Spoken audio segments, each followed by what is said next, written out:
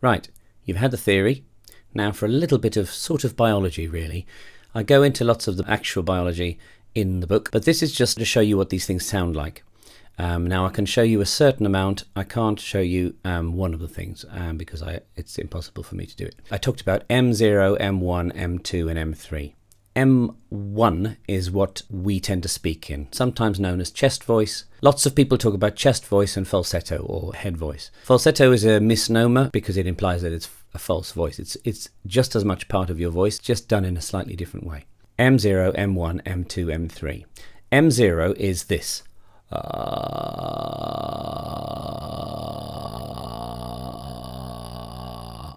Sometimes known as creaky door.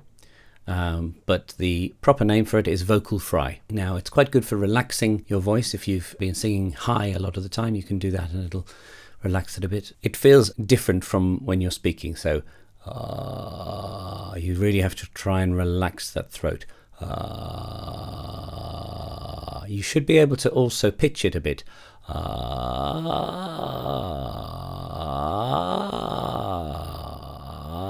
Imagine as if you're trying to imitate a door. That's M0.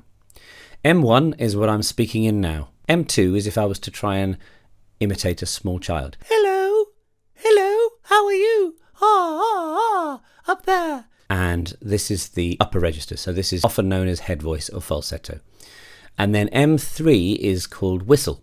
And I can't do whistle. Some men can do whistle, but it's usually women who can do whistle. The most famous one, really, I suppose, is Minnie Riperton, Lovin' You. And that really high bit at the end, that's called whistle, because it sounds like somebody's whistling. Mariah Carey uses it. Christina Aguilera uses it. You don't really need to worry about whistle at this stage. I'm going to slide from M1 up high and then down again, and you're going to hear the break between M1 and M2, probably. Sometimes you don't notice on my voice. I'm not very good at making that break.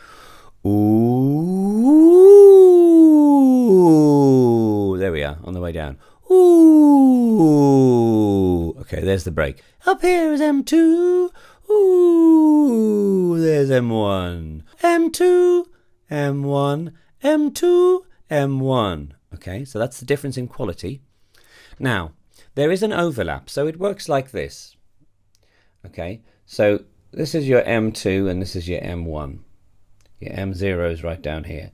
But the overlap, there are some notes that you can choose in that space there. There are some notes where you can decide whether it's M2 or M1. Let me give you an example.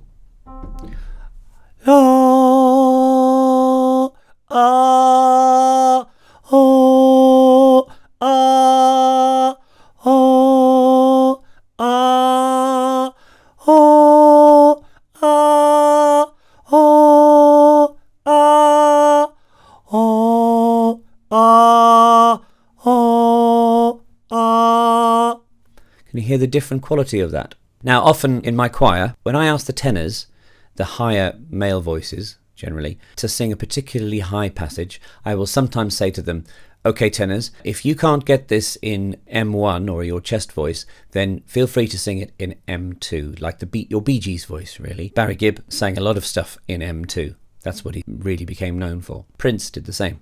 So sometimes I'll give the tenors an option. Sometimes I'll say to them, look, this isn't that high, so please make sure that you're doing it in M1 in your chest voice, because I want the power there. M1 is much more powerful generally than M2. Although, if you practice, you can get good at both. So they both have uses, and they both have different qualities. For higher voices, it works exactly the same. I just can't demonstrate that to you because I have a low voice, but it works exactly the same. Hope that's been helpful. Not long to go. Back to the book.